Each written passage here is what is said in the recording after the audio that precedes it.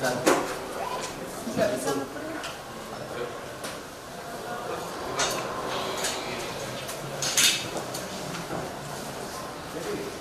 belakangan putusannya bisa Pak. Belakangan putusan putusan ini kan sekarang harusnya Pak, iklannya nggak bisa masuk tadi. boleh saya bantu? Boleh.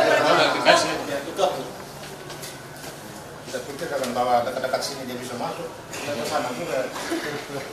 Jadi Harus untuk pemilik ini. Saya cerita sama Pak Bagus kalau ini kan nggak ada surat kuasa Pak, karena kami maju sendiri sebagai pihak. Tadi input email prinsipal siap nggak masuk?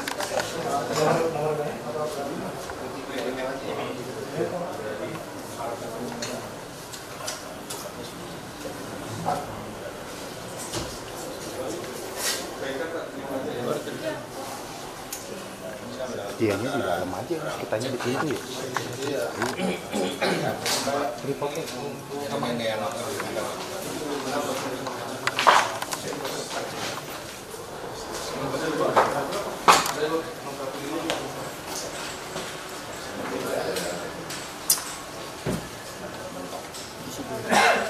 di mana lagi?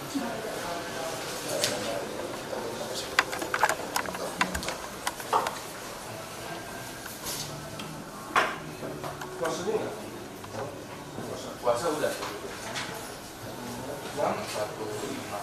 perkara-perkara begini kan perkara-perkara pertarungan lahir batin.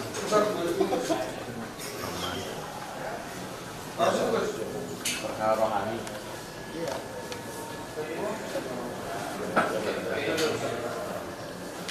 Sama dengan tahun 96 berulang kembali.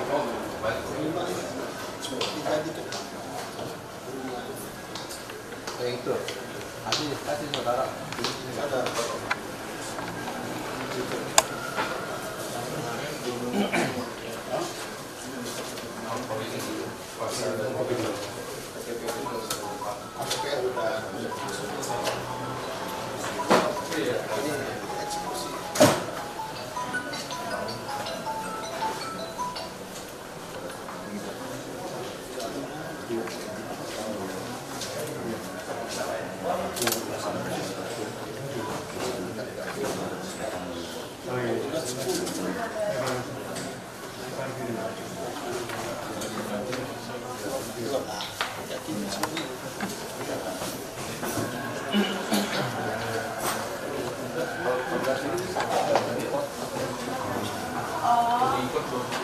Bedanya sistem dan sistem. Ada yang gini, hitam putihnya seperti itu.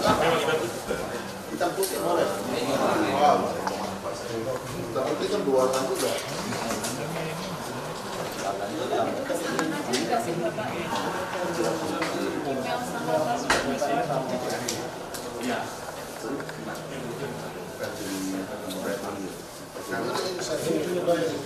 Ini Pak Erik yang awal ini. Satu lagi tadi siapa yang logo nih tadi bawah? Oh, ini Bapak ini, Pak Ganteng. Udah.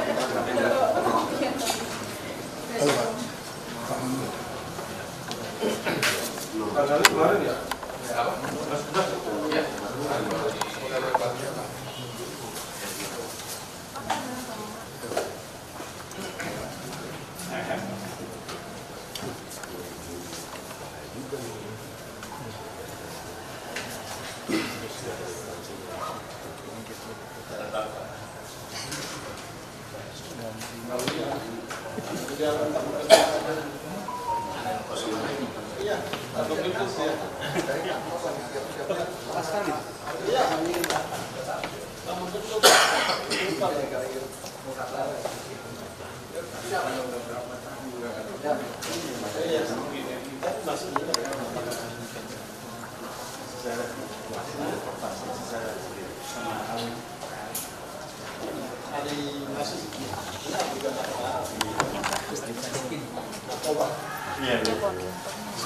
Selebriti.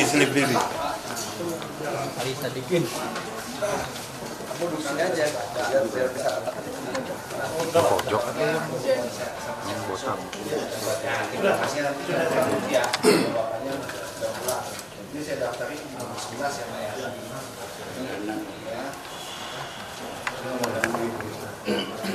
Jadi nomor 11 EF 2024 itu N.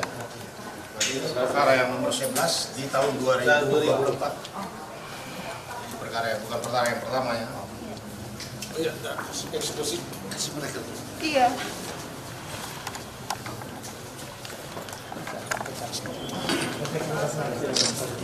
Ini nomor perkara yang terdaftar di Pengadilan Tata Usaha Negara Jakarta dari tim Demokrasi Indonesia dan Perkat Nusantara.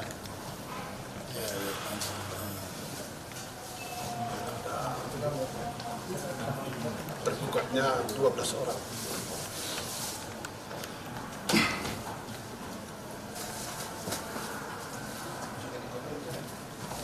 Mungkin Pak Ketua, Pak Petrus bisa memberikan dulu ini. Di sana Pak. Di sana Pak. ini Pak di PT-nya yang dari belakang.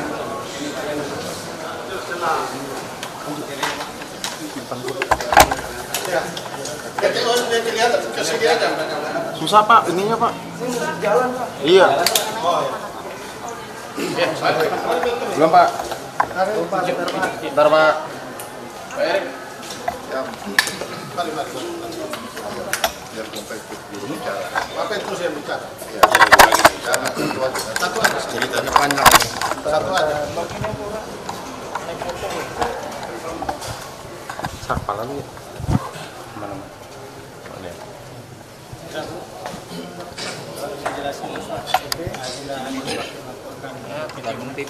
Ya, jadi kegiatan hari ini tim pembela demokrasi Indonesia dan Pergerakan Advokat Nusantara ini adalah perkumpulan dari advokat-advokat Indonesia yang selama ini sangat peduli terhadap penegakan hukum, penegakan demokrasi, ya termasuk soal-soal yang terkait dengan pemilihan umum.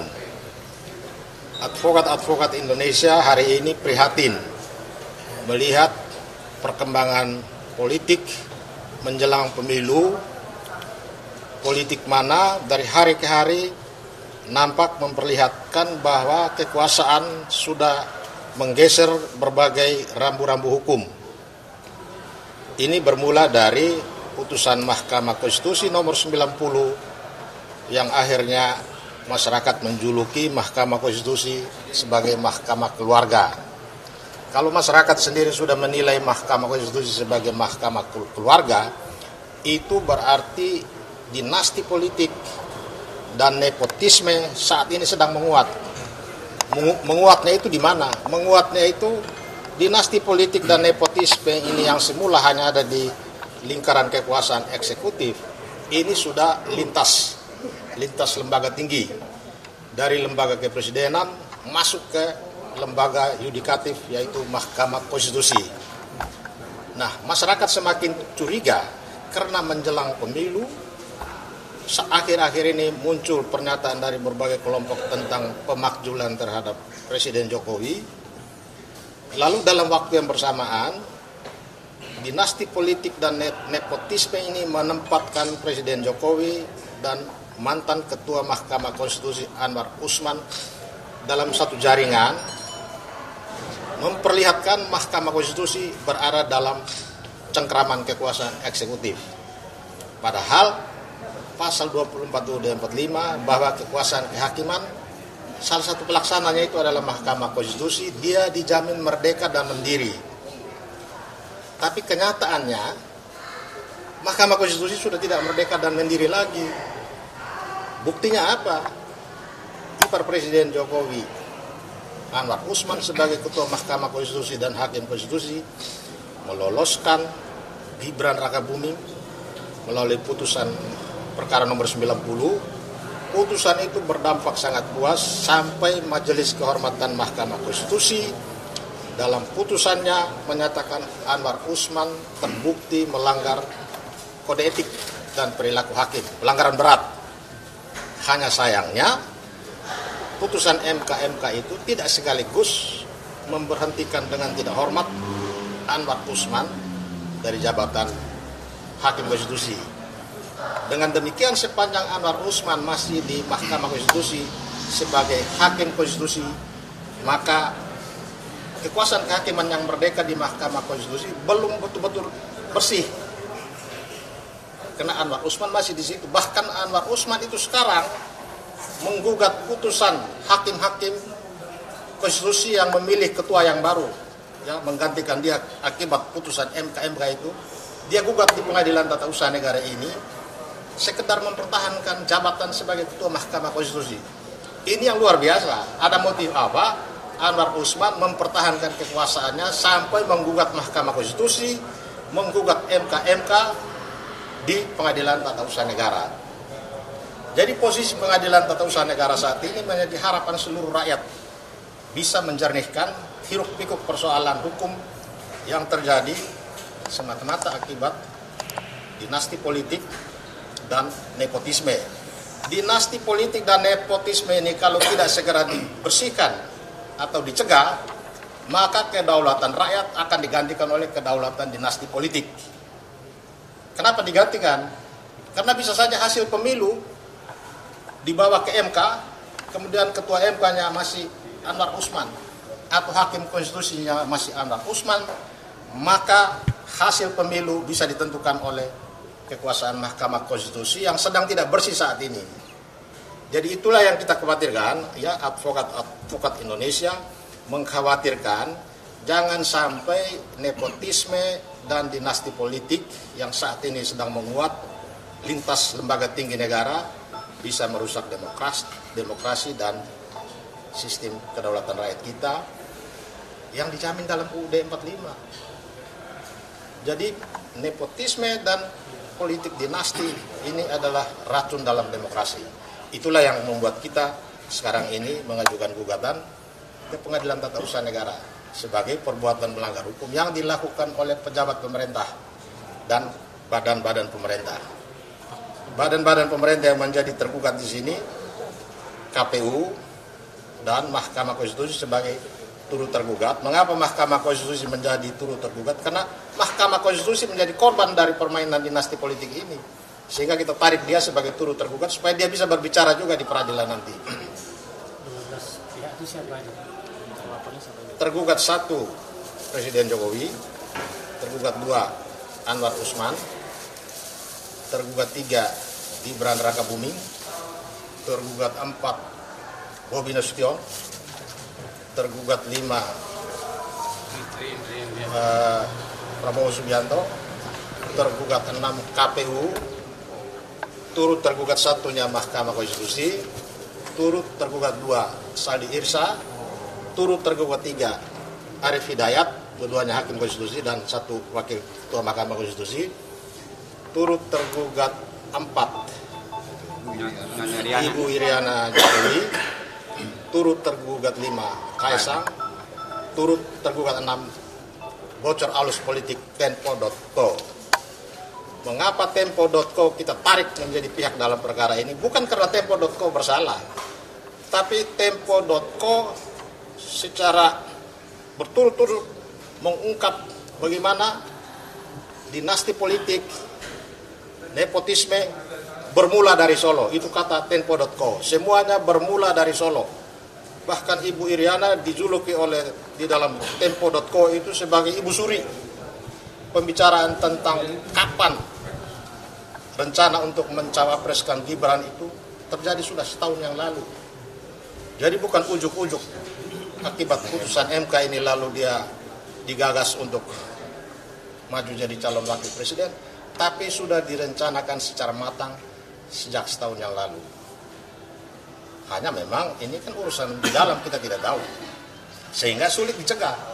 Sampai dengan masyarakat baru mulai mencurigai itu setelah beberapa perkara, 5 atau 6 perkara dengan substansi yang sama diajukan dalam waktu yang hampir bersamaan, dan 1-2 perkara tentang bagaimana Gibran bisa jadi wakil presiden. Itu berarti hitungan-hitungan masyarakat bahwa saat ini kedaulatan rakyat bisa digusur, ya bisa digeser melalui dinasti politik, bisa jadi kenyataan. Sekalipun hasil pemilu memenangkan misalnya Anies Baswedan, paket 01 dinyatakan menang, kemudian paket lain menggugat ke Mahkamah Konstitusi, ini tidak menjamin bahwa kemenangan melalui hasil pemilu itu bisa dijamin akan menang terus di Mahkamah Konstitusi, karena Mahkamah Konstitusi punya wewenang untuk membatalkan. Karena dia punya wewenang untuk membatalkan, maka ketika hakim konstitusi atau ketua MK berkepentingan, dia memiliki konflik kepentingan kemudian membatalkan hasil pemilu, bisa saja karena memang dia berwenang. Sehingga undang-undang dari sejak lama mewanti-wanti tidak boleh hakim itu punya kepentingan baik karena hubungan keluarga, hubungan pertemanan atau hubungan kerja ikut mengadili perkara. Tadi ada nama hakim konstitusi Saldi Irsa dan Arif Hidayat, Pak. Saldi Irsa dan Arif Hidayat kami nilai sebagai hakim-hakim yang progresif. Mereka dua ini sebetulnya pahlawan. Karena dalam dissenting opinionnya, kedua hakim ini membuka secara vulgar bagaimana praktek-praktek permainan di dalam proses persidangan perkara 90 yang akhirnya membuka jalan buat Gibran. Bagaimana Saldi Irsa dengan berani mengungkap liku-liku perjalanan Anwar Usman selaku Ketua Mahkamah Konstitusi ketika perkara ini berjalan. Bagaimana Arif Hidayat juga mengungkap permainan di dalam, sampai-sampai putusan MK sebelum dibacakan pun sempat bocor itu. Majelis Kehormatan Mahkamah Konstitusi menyalahkan 9 hakim konstitusi itu sebagai tidak bisa menjaga rahasia putusan sebelum diucapkan. Jadi dua orang ini kita tarik bukan karena mereka salah, tapi mereka dua itu adalah pahlawan. Tapi kita minta supaya mereka ikut bicara di dalam persidangan perkara itu supaya bagi masyarakat luas jelas. Jadi keputusan seperti apa yang diharapkan dari gugatan ini? Pertama, Pengadilan Tata Usaha Negara harus berani menegaskan bahwa dinasti politik dan nepotisme sebagai perbuatan terlarang. Ya. Sehingga itu harus dinyatakan tidak sah. Karena kalau nepotisme ini terjadi dan semakin besar, korupsi juga akan semakin merajalela, hukum pun menjadi tidak berdaya. Yang selama ini tidak ada nepotisme aja, hukum itu hanya tajam ke bawah, tumbuh ke atas, apalagi terjadi nepotisme dan dinasti politik. Ya sekarang aja sudah mulai kelihatan di mana-mana aparat negara sudah tidak netral. Tempo.co berani menyatakan bahwa Polri dan Kejaksaan sudah tidak netral, menjadi alat dari kekuasaan salah satu pasangan calon untuk mengacak-acak suara rakyat. Itu akibat dari apa? Akibat dari dinasti politik. Kalau misalnya gugatan ini dikabulkan, apa implikasi terhadap tahapan pemilu yang sedang berjalan? Ya tentu implikasinya ya tidak sah. Itu rumusnya. Artinya pemilu yang sedang berjalan tidak sah. Tidak sah. Mestinya kemarin itu begitu persoalan ini menjadi pergunjingan dan viral ya, pro kontra persoalan hukumnya begini jelas, KPU harusnya menahan diri dulu. Ini begitu putusan Mahkamah Konstitusi dibacakan, besoknya KPU sudah jadi eksekutornya, keluarkan surat kepada seluruh partai politik agar tunduk kepada putusan Mahkamah Konstitusi. Harusnya putusan MK ini dibawa ke DPR memproses dalam proses perubahan pasal 169 itu melalui perubahan undang-undang. Walaupun dia sah dan mengikat seketika itu juga, tetapi dia tidak bisa dilaksanakan pada waktu itu juga karena masih memerlukan tahapan dan proses. Nanti kalau sudah diubah dalam bentuk perubahan undang-undang, baru KPU menjalankan. Jadi kemarin itu seharusnya KPU tetap jalan, cukup dengan menyatakan, Pak Prabowo ganti calon wakilmu. Karena putusan MK ini bermasalah. Tetapi nampaknya KPU juga sudah ada dalam cengkraman kekuasaan eksekutif. Dia tidak punya waktu untuk memfilter. Dia tidak mau memfilter semua persoalan yang menjadi pergunjingan masyarakat. Ada lagi? Ya, makasih Pak. Makasih Bang. Ada tambahan? Ya, sudah cukup sekali. Cukup ya? Dosa-dosa. Nanti ada. Tadi belum. Itu foto di sini dulu. Ini ngomong.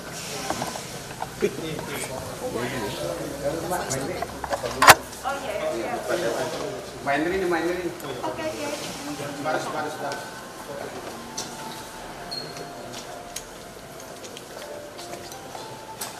Ini turun, beneran tarik nih. Tuh sejongkok dia.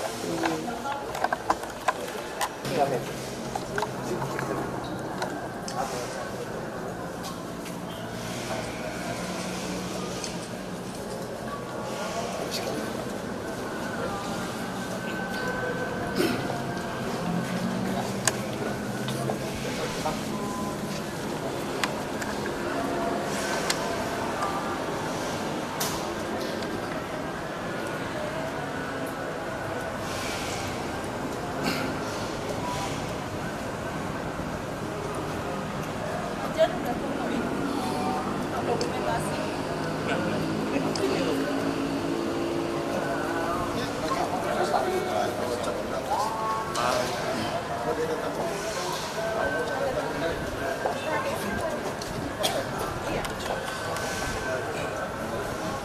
Main ini udah simpen nggak? Foto.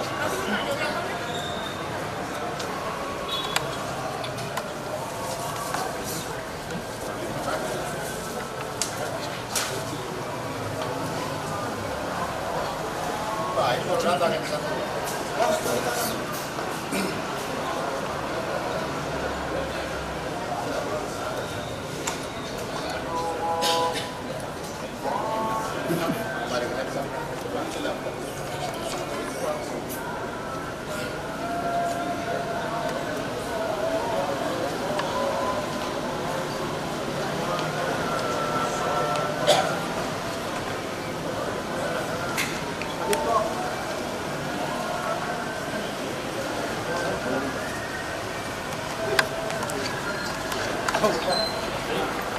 Bawa filenya ya.